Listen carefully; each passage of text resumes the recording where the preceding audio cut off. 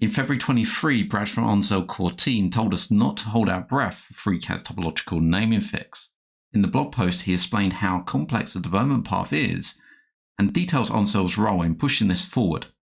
Fast forward to mid-April, and Brad, who's also a developer and maintainer of FreeCAD, dropped me an exclusive email. Within detailed that in the next few days, there will be a commit which will activate much of the topo naming integration in the next development branch, FreeCAD 0.22. This was followed up by one of the FreeCAD developers confirming work was nearing completion, along with a build to try. Unfortunately, the build had a small technical issue, which the developer is kindly fixing. Anyone that has been involved in the FreeCAD scene knows that this is a huge step forward, and I personally congratulate all the hard work that the Ondsel and FreeCAD team have done. As we can see from 0.22, the software is growing rapidly and is going from strength to strength. In the meantime, the following demonstration shows the topological naming issues and how it manifests along with a demonstration of the fix. So I hope this video gives you an insight into that problem and how it's solved in the other branch. If you like what you see and you want to donate to the channel, then you can do so via Ko-Fi or Coffee at ko-fi.com/MANG0 or via PayPal at paypal.com/paypalme/DarrenBEstone. I also run a Patreon where you can get early access and additional content, and that's at patreon.com/MangoJellySolutions. Links can be found in the channel header, on the About page, or in the descriptions of these videos. So what is the topological naming issue in FreeCAD? In traditional CAD practices, features are created from 2D objects. Take this stack of extrudes, known in the part design as pads. These are all features created from a 2D object. If we go back to the beginning, we see that we have a sketch that creates a pad. So a sketch has been created, it's been mapped upon the XY plane, and from that, an operation has been placed upon that sketch to create this feature. From here, you have a number of choices. You can create additional operations, or if you want to build upon this object, you would create additional sketches on these faces and create operations upon that to create extra features. In this case, another feature was created by creating a sketch mapped to the top of this face. So this face was selected, and then the new sketch tool selected from the toolbar, and a sketch has been created. So you can see that sketch in here. When that happens, support is added. You can see here saying pad face 6. So it's the face that this sketch has been mapped upon. Our operation is run against that, in this case a pad, and we continue the process. We say this face is selected, which we look down to the bottom left, is face 11. Again, a sketch is created upon there, and an operation is run. If we look back to the previous pad, this feature here, we see we have a number of faces, and we can count them. We've got 4 going around the side and 1 on the top. We don't have 1 on the bottom because this is a solid object. This is all fused together. The bottom face of this object is this one here. If we edited the underlying sketch of this feature and we wanted to create this as an overhang coming out this way, it would create another face because it will be overhanging this face here. So we'll look from the left. If we extended this out, it'll create a face on the bottom here. So I'm going to take this sketch here, you can see it highlighted in green, and I'm going to double click it. I'm going to move this edge so it overhangs this part here. Before I do that, I'm going to bring back the tip feature, which is the pad, so we can see that there.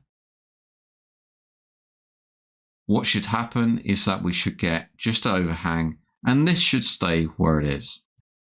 I'm going to come up to the task and make sure my auto update is selected. Then you can see what happens in real time. If I take this edge and move it about, you can see we're absolutely fine as long as we don't go somewhere over here and we get an error. This is not a topological naming issue. This is just because the support has been moved beyond the sketch.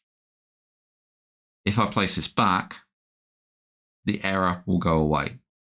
So you can see this is sitting upon this feature and we're all fine. Let's create another face. I'm going to bring this out over the edge.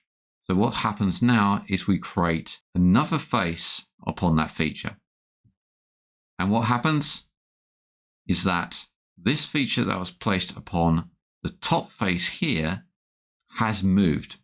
Now, why is that? What FreeCAD has done is renamed the names of the faces. This was previously named face 11. Because an extra face has been added, instead of the 5 faces, we have now 6. FreeCAD has tried to keep those faces in order by renaming them, but in doing so, the name of the support hasn't been updated in the sketch that's been attached to that face. And if we look down and look at this sketch, you can see we still got face 11 of that pad. Now face 11 used to be here and now it's here. If I just close this and just hide pad 2 and bring back the previous pad now and inspect this face here and look down to the left, you can see I've got face 12. And if I move to the left to this one is face 11. This can be resolved by remapping that sketch, but it adds additional time and additional effort to our design process. If we look back to that sketch, you can see this is some distance away here. And if we look to the right, we can see how that's just on that face. If this was a shorter distance, it may fall off this face and the topological naming issue has a different effect on our model. And we can see that if I just undo that and go back to where we was before. And I'm going to shorten the distance here. Rather than 10, I'm going to go 5. So this still sits upon this face here. And if I close that, if I change the underlying sketch to this feature here, we'll get an error and you can see recompute failed. If I close this, the feature still appears upon that face there, but if we look at the sketch, we can see it's fallen off where it was before, where we had the error. So it was on here before, but it's actually fallen off this edge here. And if we hover over the pad, we can see the result has multiple solids, which isn't currently supported. Now there is a version of FreeCAD where this has been solved. Here we have the same model that's been opened in the link branch. If we create the same edit by coming into this pad here and editing the sketch, I'm going to do exactly the same thing, bring back the tip. So we can see that tip there. We'll swing this around this way. Make sure that the auto update is on. If I take this edge and pull it out this way, our model is stable and our feature should stay where it is. The changes in the link branch are the ones that are being merged into the new version of FreeCAD. It's not a simple process because they're both at different stages of development. So those are the changes that are going to be merged into the FreeCAD branch to mitigate against the topo naming problem. And once that build has been supplied to me, I hope to report back to show that in its glory in 0.22. So I hope you enjoyed that video and I hope to keep you posted on future developments.